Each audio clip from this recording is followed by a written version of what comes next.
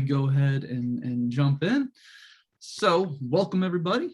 Thank you so much for joining us today for the next installment of What's the Point, or What's the Point series, where we take a topic and just say, what is the point of doing this? And today's topic, of course, is what is the point of a church app? Why do you need it? Why should you use it? And that's what Michael and I will be trying to answer for you today.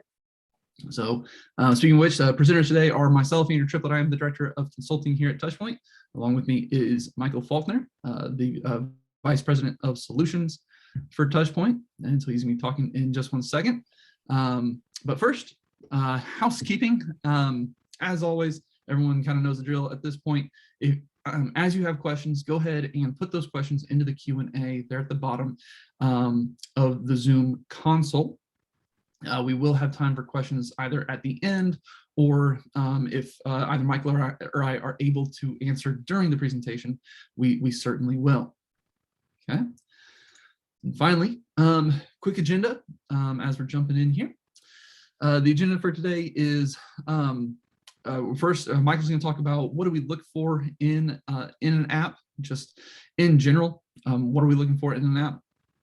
What we need from our church app, what does it need to do with some of those functionalities, and then he's going to kick it over to me. I'm going to talk about actually enhancing the ministry with the Touchpoint app, so I can speak to the Touchpoint app directly. So I will be walking through that, but I also want to take it kind of at a high level and talk a little bit about just in general what should a church app do. So with that, I'm going to hand it over to Michael, and he's going to talk about the first section. What do we look for in an app? Awesome. Thanks, Andrew. I appreciate it. And thank you, everyone, for joining us. It feels like it has been a long time since we had our last What's the Point webinars. So thank you for not forgetting about us and connecting this month. So as Andrew said, we're going to talk today about, and really the title of our topic this week is a verbatim question that I get all the time. I'm talking to churches every week, and more I'm starting to get that question. Hey, what's the point of our mobile app? And they're asking that because the information that a lot of churches put on their mobile app is the same information that you can find on your website. And so that just begs the question, well, why are we paying to take identical information and put it in two different places? So I love that it played right into the name of our webinar this month, because we are going to explore why would we even bother doing this? So with that, let's move on to the next slide, and we'll kind of talk at a high level. I mean, I'm not going to teach you anything here you don't already know. Mobile apps are not going anywhere. They're here to stay, and people are using them more and more every day. And really, when you think at the highest level what the purpose of a mobile app is, it's just to make life easier and better. Make it easier and better for me to get from here to there, whether there is a physical place, a virtual place, or just a happy place. And I mean, that sounds kind of lighthearted, but I really mean that. I mean, a lot of times it's just, I just want to have fun. I want to turn my brain off and I want to have a great time. But that's essentially what mobile apps are all about. And then when you look at the growth of mobile apps on the next slide, you could see nothing's slowing down. I mean, people are using mobile apps like crazy. And what I get a kick out of is the fact that we're using them on our phones. You know, you often hear people say that you can launch a space shuttle from your phone, right? But you can't make a decent quality phone call from your phone. I don't get that part. It drives me nuts. Again, now I'm getting on soapboxes here. Don't mean to do that. But the point is, these mobile apps aren't going away, and they're great. They're very, very effective. But when you kind of pivot and look at your world as a church, as a staff member, the question is, again, when it relates to us, though, what is a mobile app supposed to accomplish? What is the point of that? So if we keep going, to the next slide.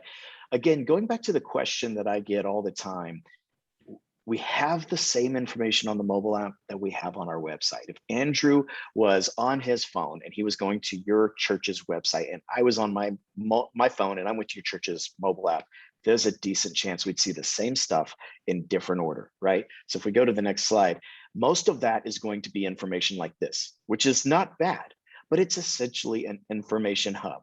It's contact information about individuals in the church, right? If I wanted to know Andrew's phone number and he's in a small group with me, a mobile app might be able to provide me that. It might provide listed classes that I'm going to be in, or let me register for classes or events that align with my, that are just posted on the website. It might help volunteers to see what they're volunteered for and when, and it's going to provide some church updates. Those are some of the things that you should expect to see in a mobile app. And again, it's mostly information that people are consuming. Okay. But when you start to look at other reasons that you might want to have a mobile app, frankly, reasons that I think are more ministerial minded, we would say that a mobile app should be a tool belt. It should be a tool belt that enables your staff members and your lay leaders to perform ministry more effectively. It should be a tool belt that enables your congregants, your visitors, your members, parishioners, whatever you call them, to be able to be ministered to more effectively and more quickly. So when you start at the staff level, when you really think about what a day in the life of a staff member looks like, take a men's minister or a women's minister. These are some busy folks. They are meeting with people all day long, all week long, and running from one meeting to the next. And a lot of the challenges they run into is trying to keep up with that. If I'm a men's minister and I run into Andrew at the grocery store and he says, "Hey, I'd really love to meet this week," I'm hoping I'm not going to forget that he said that, right? Well, ideally, a mobile app would help me capture that right then and there without any friction. And when I'm starting my day and I know that I've got several meetings today, and typically after each meeting, I might look up that person's information to record the notes from that meeting.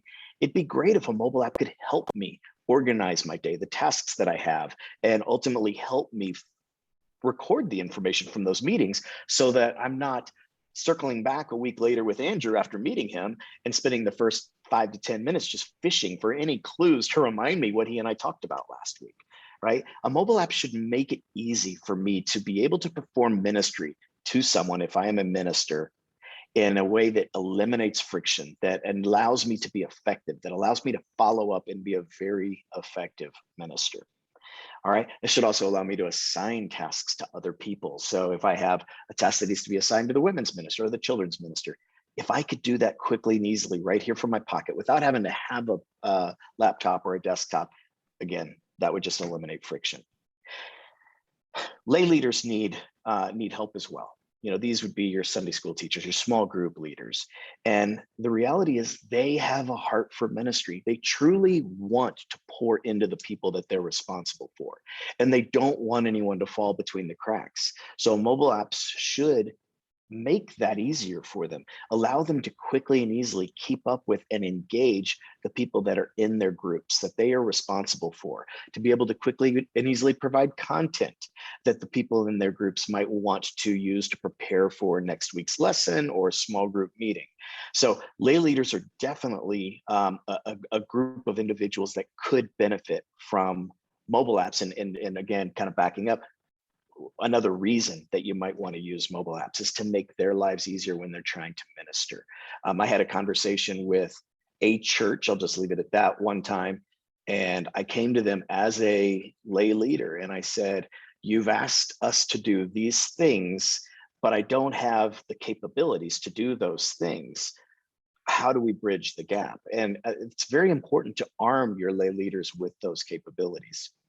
And then finally, visitors, congregants, parishioners, members, whatever you would call them at your church, being able to help them easily get engaged without having them jump through hoops. It's one thing to have to go to the information desk or to find the men's minister and ask a question, or to find the guy, ask who's in charge of the men's retreat coming up, right? But if I could actually see that in a mobile app, and if I could act on it, that would be great. If I could find a small group that aligns with my spiritual maturity or lack thereof, with my age demographic and my geography, then that's helping me get engaged in the church faster.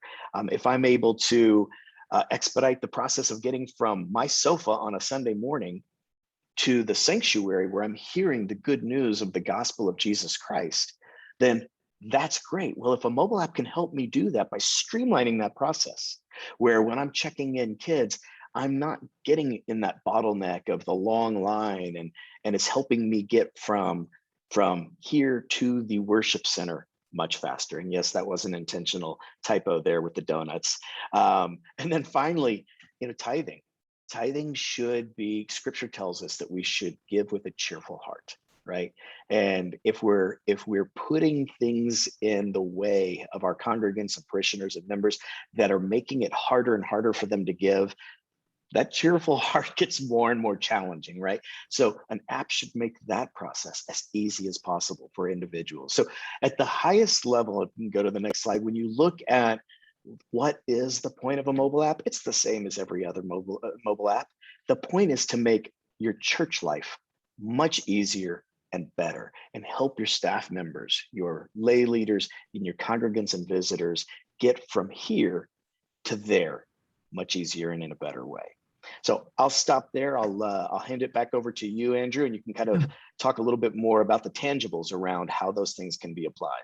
Well, and one thing that I want to add to what you just said, Michael, is think about the apps that are on your phone right now. What apps do you have? And ask yourself, why do you still have that app? Most likely, you still have that app because it's given you a reason to come back to it. Think about the apps that you have deleted from your phone recently.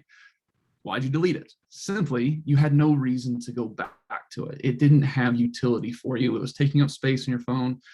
Phones these days, the storage gets more and more and more with each new iteration, but still the storage is limited. And so at some point you do have to make decisions on what apps to keep and which ones to get rid of. The ones that you're keeping are the ones that give you a reason to come back. An app on my phone that I use very frequently is the Southwest app, because I travel and I like to use Southwest. And so that app is there so that I can check in, I can look at flights, I can book new flights. I have a lot of utility within that app. So it has a place on my phone. So you should be asking the same question as you're putting together your church app, whether it's with Touchpoint or some other provider. The question remains the same. Why would someone come back to this app? What value, what information are we giving them? And that's kind of a two-way street, to be honest with you. That is one on you to provide the content and the information that someone might want to come to an app for, and it's also on your provider to provide tools and utility for people to come. And so I'm going to show you a little bit of that's advice that I would give to any church looking at a church app from any provider, because that's a universal rule. The app must provide utility. It must provide a reason for the individual to come back to it. But I'm going to talk a little bit now about Touchpoint and how Touchpoint's app can help. So first, the app, like I was saying, it's an extension of the church, and it's also an extension of your church database. And in this case, obviously in our case, being Touchpoint. It helps build familiarity between staff and church members. There's a couple ways that might happen. That might happen via an online directory that comes from the app. So utilizing those online directories that already exist in the app. A people search for the staff and some lay leaders, but primarily for staff, the ability to search the database, to find people, a people record within the database, learn who their family is, maybe if they have family connections on the record as well. So you can take a look at those. So helping staff and lay leaders build that familiarity, an effortless experience. So Michael talked a little bit about check-in. I mentioned Southwest check-in. We have kind of our own church version of flight check-in that I'm going to talk about here in just a second. For those of you that haven't seen that or aren't aware of that. And then the two-way sync. Touchpoint, the Touchpoint app is literally the database. So it's not really it's not an integrated app. It just literally is the database. So when we talk about things like taking attendance or registering for an event, that's happening within the database, and I'll talk a little bit about that here in just one moment. But first, let's start high level. Let's start with campuses. So for the churches on the call that represent churches with multiple campuses, Touchpoint has some utility for that. specifically the customized experience for each campus.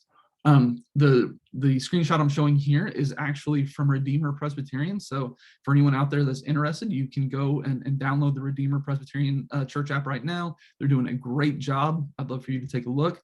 But they are a multi-site church, a multi-campus church. That they actually call their individual, what we might call a campus, they actually refer to them as churches. In fact, you can see on the screenshot there where it says select church. For you, that might say select campus, but they call those churches. But what's great about this is that if we know which campus someone is a part of, then we can push content to them and information to them that is specific to that campus.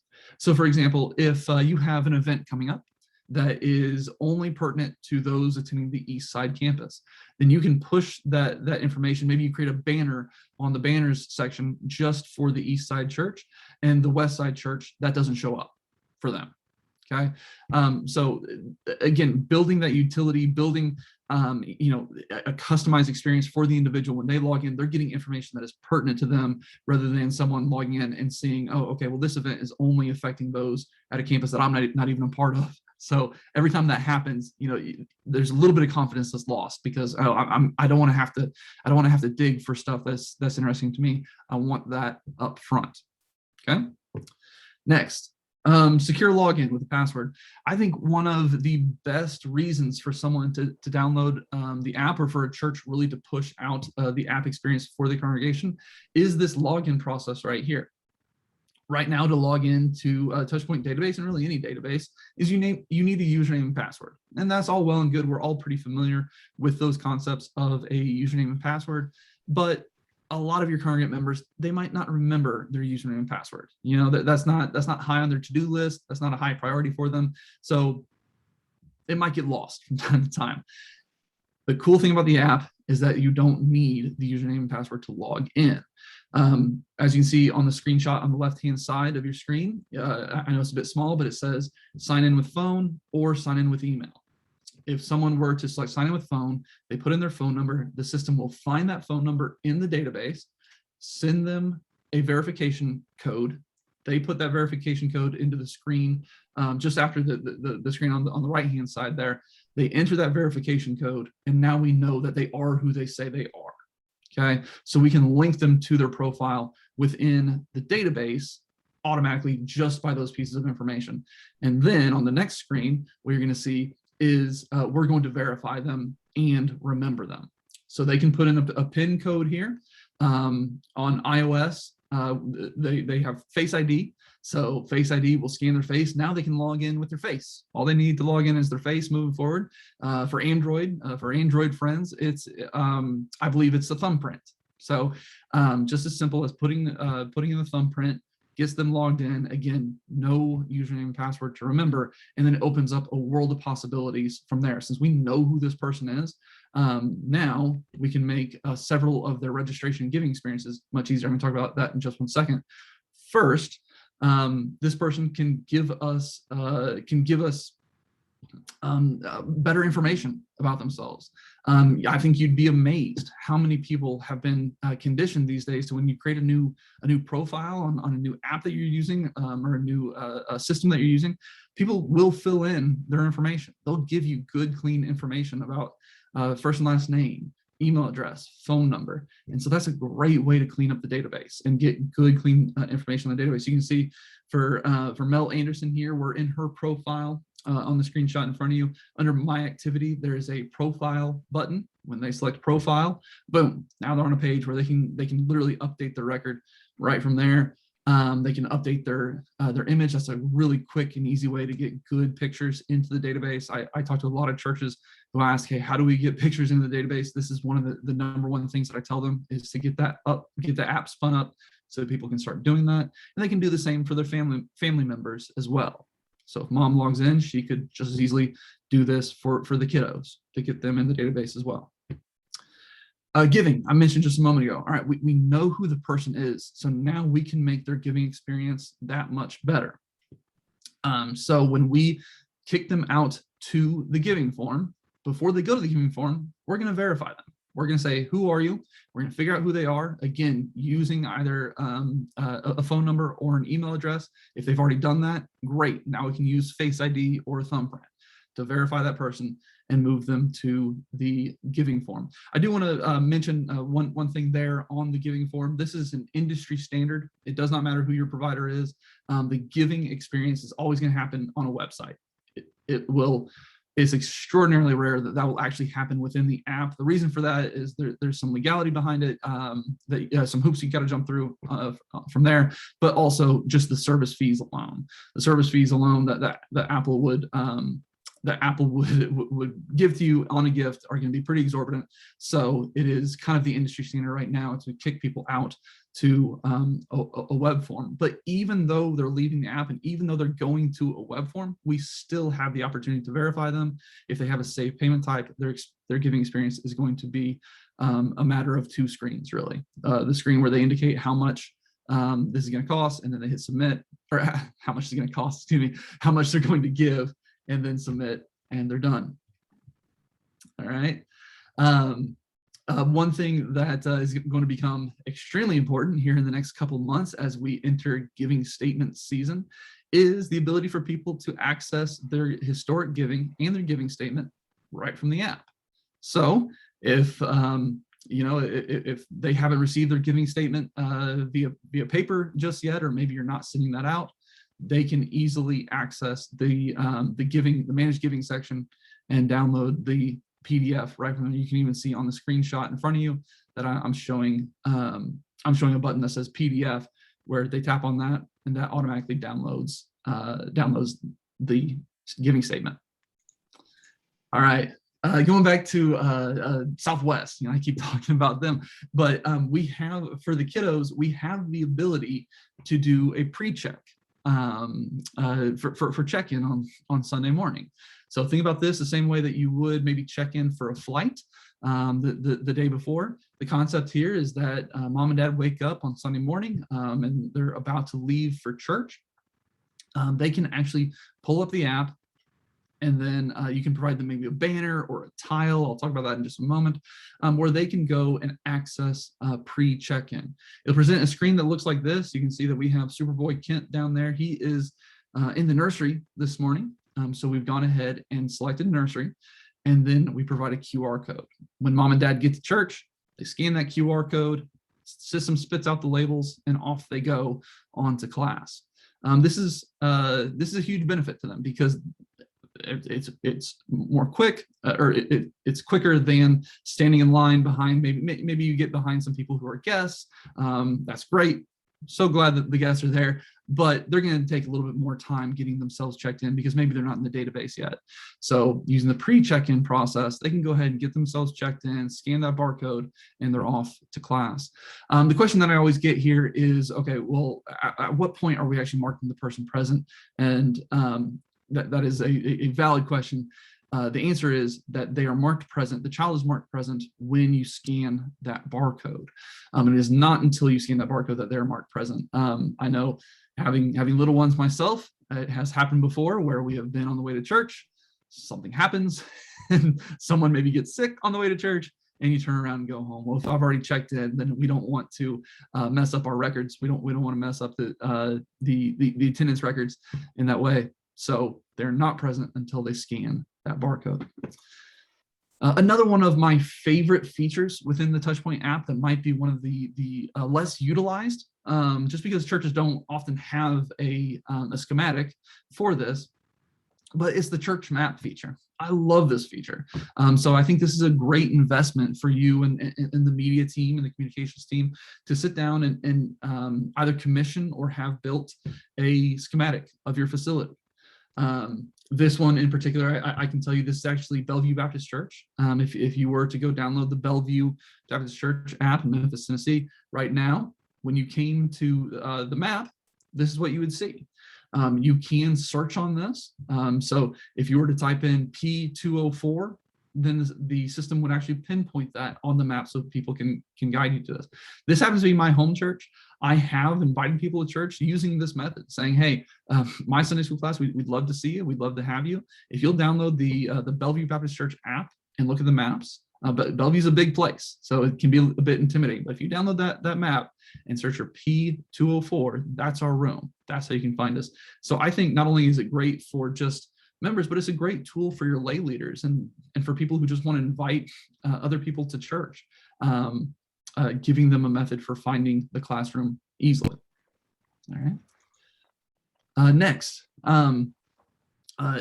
events. Now, this is a couple of examples from Cokesbury or Cottonwood, and they have beautiful websites that are mobile responsive.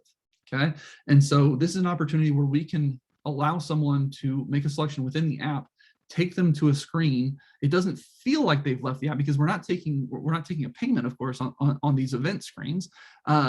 So we can keep them within the app. It's a very seamless, very fluid experience. But they go to they go to a website where you've spent all this time configuring beautiful event feeds and schedules, that sort of thing. So you can absolutely leverage those within the app, and it really looks great. I think you can see Cokesbury, Cottonwood Creek down in Dallas. Both of those have done a really nice job styling those and utilizing them or leveraging them within the app. We do have events feeds within the app, which is what I'm about to show you here. This in particular, so there's really two feeds. There's a registration feed and an event feed. They look very similar.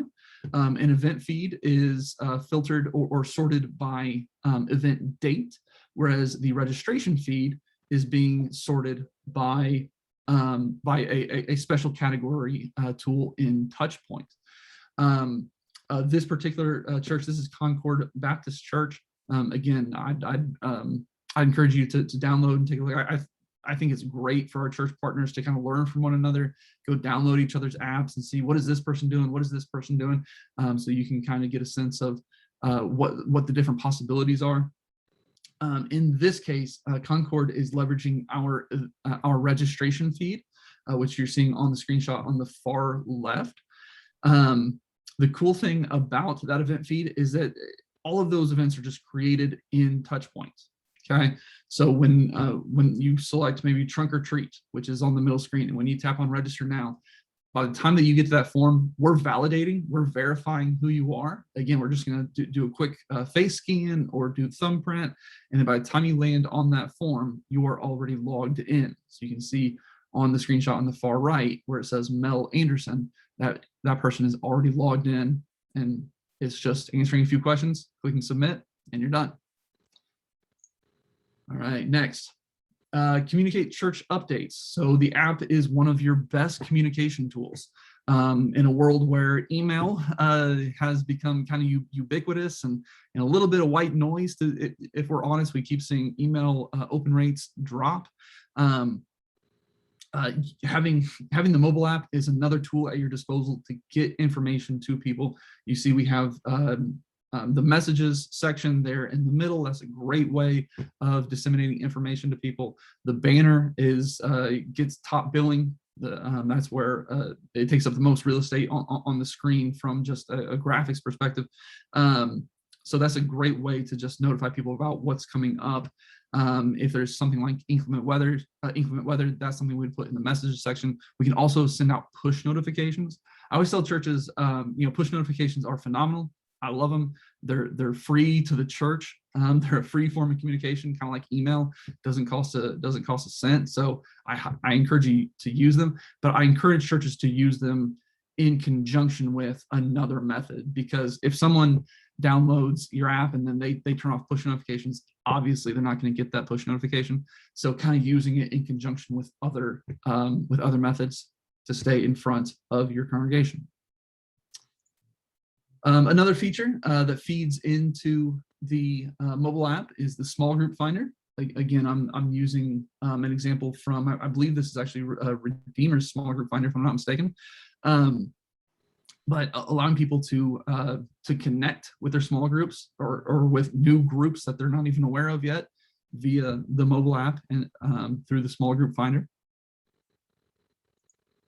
And then the custom branding. I really wanted to take just a moment to show you the flexibility of the Touchpoint app and what some of our other churches have done. Even though the elements between all of our churches are the same, so starting with the banner up at the top. In the middle, we have the messages section. And then beneath that, we have what we call the tiles. You can see the Cathedral of St. Philip over on the left-hand side. Their tile section kind of has maintained that tile layout, and even more so on the far right, the app on the far right there. Each tile has its own space, but then in the center there at I believe this is Meadowbrook, if I'm not mistaken, which I think might be a campus of Cottonwood. Yeah, I believe. But you can see that their tile layout, they've combined several tiles together. So it gives you a completely different look, completely different feel for the app. So everyone has the flexibility to make this their own, to really kind of branch out and make a beautiful looking app.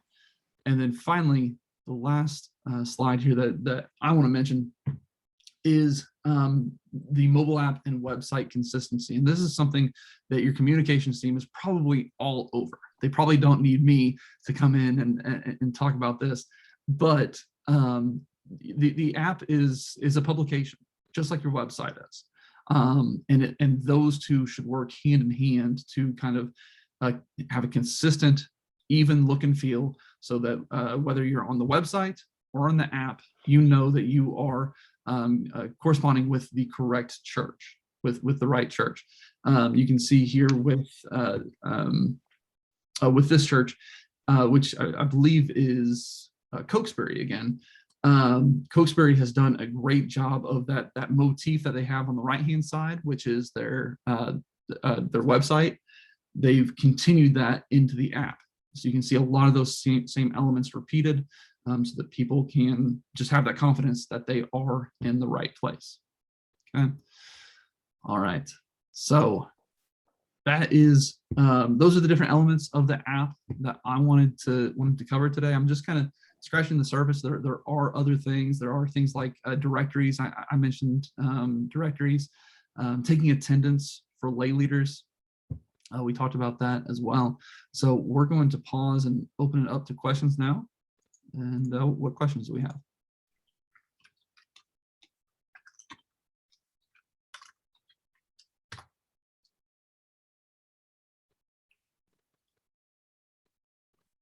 One of the things, Andrew, that as you were kind of summarizing there at the end, talking about the tasks and notes capability as well is something I think is worthy of pointing out, for your staff members, things like that.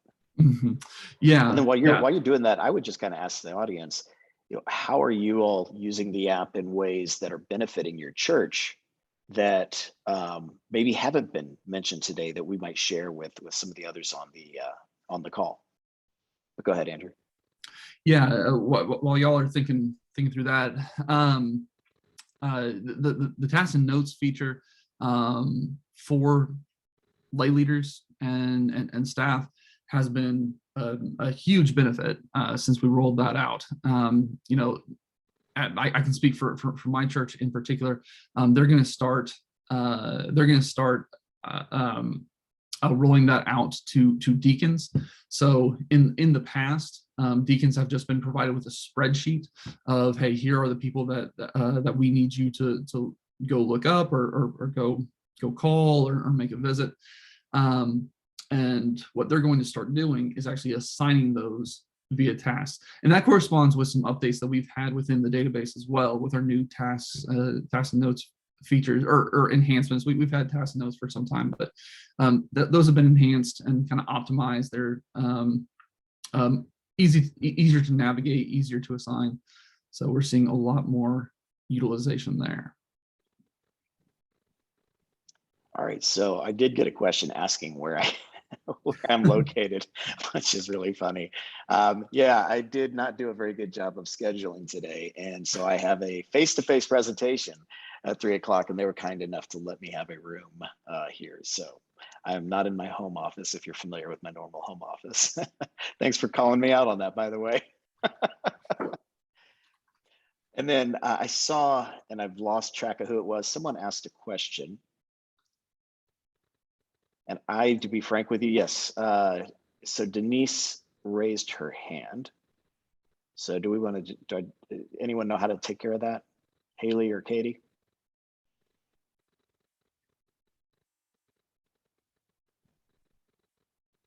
And actually, it looks like it disappeared. All right, a couple questions coming in here. One moment. Oh, there's Denise. Okay. Okay. This question is somewhat specific to Touchpoint, but we have one question from someone saying that their lay leaders are taking attendance, but for whatever reason, some duplicates are being created during that process. That is a bit of a training question. So the answer is that when they go to take attendance and they click on the plus sign to add someone to their class, they need to make sure that they're using good search methodology, typing in the name, making sure that the name is added correctly. If they don't find the person and the person's saying, hey, I have been here before, then in all likelihood, maybe we have a phone number or an email address that they can key off of as well before creating that record. So I'd be happy to spend some time talking through that, maybe sometime after the call today. Awesome. Two more things. So someone else had mentioned that the ability to schedule a meeting on the spot and asked, would that be done in the tasks and notes? I would knee-jerk say yes. Andrew, would you have a different answer to that? As far as, let's say you and I, we ran into each other, like I used as an example at the beginning of this, and you said, hey, let's meet this week. I would go to tasks and notes and I'd look up your name and I would actually assign a task is what I would do in the mobile app.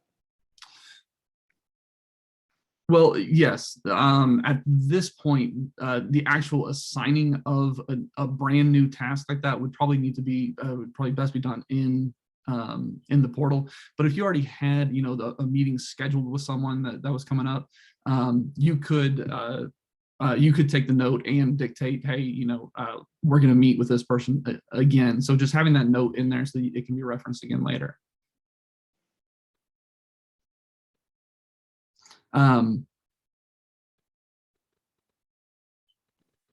But with the new tasks and notes, it is possible to create new tasks from within the app.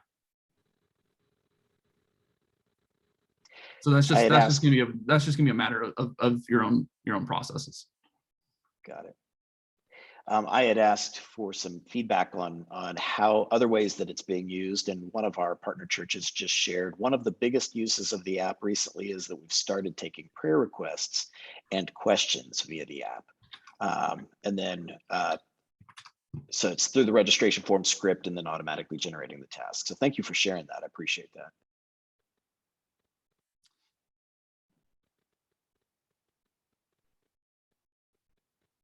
So Andrew, here's a question for you from a consulting standpoint. This is kind of a best practices. How are other churches getting users to participate in using the app? How are they communicating the rollout, bulletin announcements, website QR codes, things like that? What are you sharing with churches when you're meeting with them and kind of getting them set up and going through best practices? So where I've seen the most success in that is rolling it out on kind of a per ministry basis. Starting with lay leaders. So rather than trying to hold big presentations, maybe even Zoom calls for a large group of people, people like to ask questions and they like to have an opportunity to kind of understand, hey, how does this affect me specifically? So if you have a large group of people in there, the needs of the children's department are going to be different from the needs of the senior adult department. So going ministry by ministry and empowering your ministry heads to do those presentations is where you're going to have, that's what's going to be most effective. So if my pastor, so I serve in the young adult department at my church. So if my pastor, the pastor of young adults at Bellevue were to come to me and say, hey, this is the new app, this is how we're going to be using it, and maybe having a group of all of us who lead classes, and then giving us specifics, just not, hey, here's all the things it can do, but giving the specifics of this is what's expected of you. In our case, taking attendance. So actually pulling up the attendance roll and walking through it, showing how that would be done. And again, clearly communicating this is the expectation, not just going so high levels to say, here's all the things it can do, but actually saying this is what we want you to do. We're getting a few questions about just some enhancement updates, that sort of thing. Those are still TBD. There is a possibility of another enhancement, another update before the end of the year, but we don't want to over promise there. So there will be more information to come on that. So stay tuned. So Andrew, I just noticed the time, and we're up against the end of our session this month. So there may be some other questions that we didn't get to. We do capture these, and we'll circle back with you if we weren't able to get to your question on this call today. But is there anything else you would add before we wrap up, Andrew? That's it for me. I think if there's that one thing that people can take from this, what I hope to communicate is give people a reason to come back to the app. Give people a reason to keep it on the phone. They have limited storage, and so as you're thinking through the details of what you're going to include on your app, think through why someone would use this week in and week out. Awesome. Well, thank you everybody for joining this month. It's been a while, so it's good to see you back, and hopefully we'll see you again next month. Y'all take care. Thanks, everybody.